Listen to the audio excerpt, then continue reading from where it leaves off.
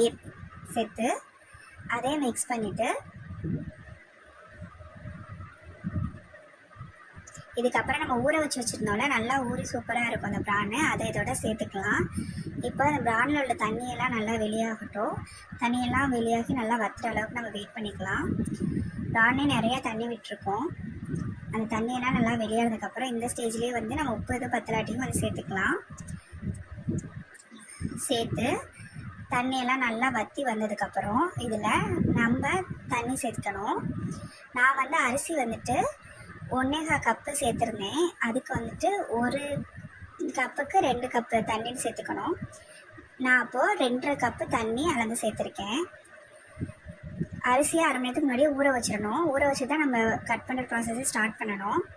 இப்போ நான் எடுத்து இந்த தண்ணி இதில் ஊற்றிட்டு தண்ணி நல்லா கொதிக்கட்டும். தண்ணி கொதிக்காமல் நீங்கள் அரிசி போட்டிங்கன்னா அரிசி உடைய சான்ஸ் இருக்குது. தண்ணி நல்லா கொதித்து வரும்போது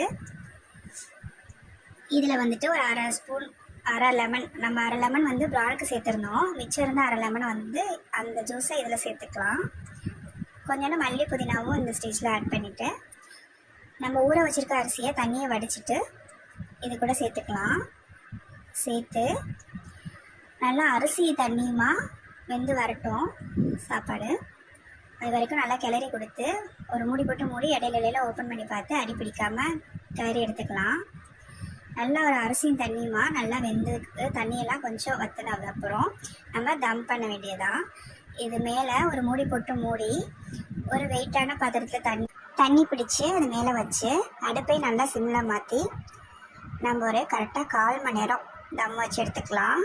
இப்போ நம்ம 1 மணிக்கு தம் போகிறோம் அப்படின்னா 1.25க்கு அடுப்பை ஆஃப் பண்ணிடணும். ஆஃப் பண்ணிவிட்டு இந்த மாதிரி ஓப்பன் பண்ணி மேலே ஒரு ஸ்பூன் நெய் சேர்க்கறனாலும் சேர்த்து கிளறி விட்டுக்கலாம். சூப்பரான உதிரியான ப்ரான் பிரியாணி ரெடி ஆகிடுச்சு. இதில் பிரியாணி டேஸ்ட் மட்டும் இல்லைங்க, ப்ரான்லேயுமே நம்ம 1 ஹவராக ஊற வச்சனால காரம் புளிப்பு டேஸ்ட் எல்லாமே மிக்ஸ் ஆகி சூப்பராக இருக்கும். இந்த மாதிரி சூப்பரான டேஸ்டியான ஹெல்த்தியான ரெசிபீஸ்க்கு நம்ம நோக்கு கிச்சனில் ஃபாலோ பண்ணிக்கோங்க. ப்ரான் மட்டும் இல்லை, இதே மாதிரி நீங்கள் சிக்கன் மட்டனில் கூட ட்ரை பண்ணி எப்படி இருக்குன்னு சொல்லுங்கள்.